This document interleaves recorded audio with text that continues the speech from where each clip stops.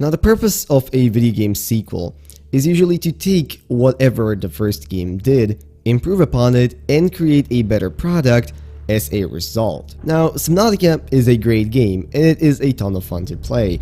But let's face it, just like any other game out there, it is imperfect, and there's always room to make stuff better. So, with Below Zero coming around to the market, I think everyone is kind of wondering what are they going to do to make the experience better.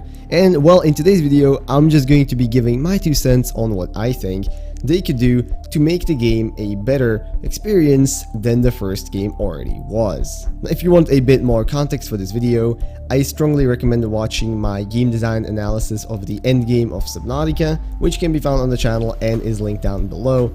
That can provide a little bit of context to this video.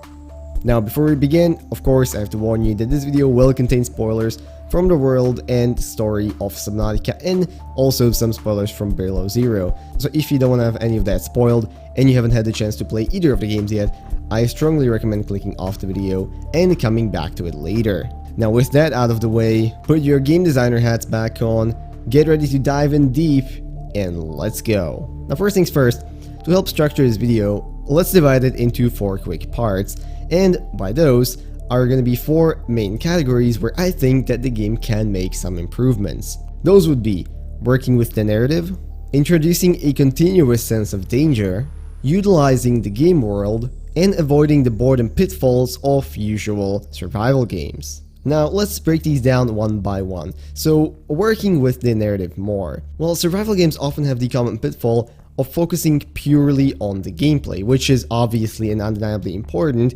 However, you must never forget that for a lot of these games, what makes them so appealing and interesting is the game world itself and stuff happening around it. I mean, that's why we have dozens of episodes on the lore of this game. So by utilizing that potential narrative and environmental storytelling, taking it back and combining it with the already tight gameplay loop, you can get a game that is a much better result overall. Now, Subnautica has already started on this somewhat, with some basic portions of narrative, some exploration into the alien ruins, and etc, etc. However, it looks like Below Zero is already taking extra steps to make sure this element works super well by introducing more characters, by having more dialogue, by exploring different relationships, and just adding juice to something that is already a pretty familiar and functional gameplay loop. So hopefully we can keep this going forward and we can get a tight story as a result of that. Now, moving on to point number 2, working with the danger. And this was one of the points that I brought out during my analysis of the endgame of Subnautica, and that's the fact that as soon as you've crossed a certain threshold, the entire world basically stops really feeling dangerous.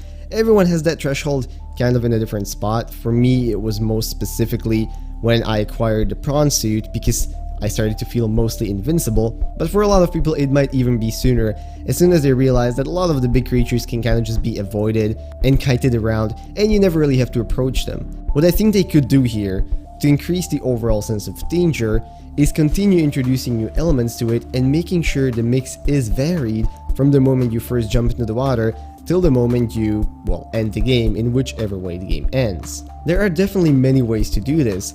Maybe you have to approach some of these big creatures and cut them once with your knife to get a sample of their scales. Maybe you have to collect some materials which only spawn in the territory of one of these huge Leviathan creatures. Basically, by introducing dangerous elements like these, you put a mix on the gameplay and you add extra tension for whenever players are going through these particular encounters. Now, of course, this has to be done with moderation and being fed to the player slowly and gradually as the game progresses. Now, for point number 3, this is working with the environment that you have, and I thought this was very heavily underutilized in the first Subnautica, and is something that Below Zero could definitely improve upon. The developers have built such an incredible, engrossing, and interesting world out there with so many different plans, deposits, and creatures that it feels like a real shame that by the end of the game, you often haven't even noticed or collected or interacted with a ton of it. There are many plants and animals that you never really need to even be aware of to be able to progress through the game, because whatever they produce is not really required in any recipe. And one way, in my opinion, to really spice up the game loop that Subnautica is providing us with is to make sure that they are utilizing this beautiful world that was already crafted for us, have different recipes that require us collecting plants from different parts of the world. Maybe you have to get samples from a whole bunch of animals, and as a result of that, you will be able to craft something that you otherwise wouldn't have access to.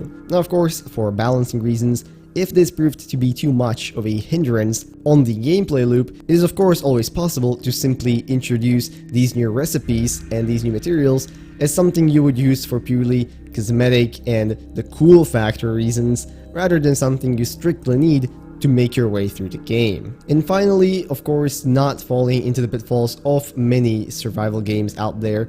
And what I mean by that is most specifically one thing and one thing alone, and that is just an increasingly annoying grind that kind of builds up towards the end of the game, with the same resources being gathered, the same recipes being used, just in larger quantities than before. In my opinion, when you reach towards the end of a survival game, yes, of course, you need a lot of materials, and that is fine, but also the materials that you are acquiring should probably be more difficult and more dangerous to acquire, once again leaving you to explore more of the map, explore those more difficult areas, and this could perhaps be a wonderful place to introduce the idea of gathering materials from a territory of some huge creature you haven't encountered yet before, maybe even, who knows, going out into the void and grabbing some stuff that only grows on the walls while being pestered by whatever huge monstrosity might lurk out there.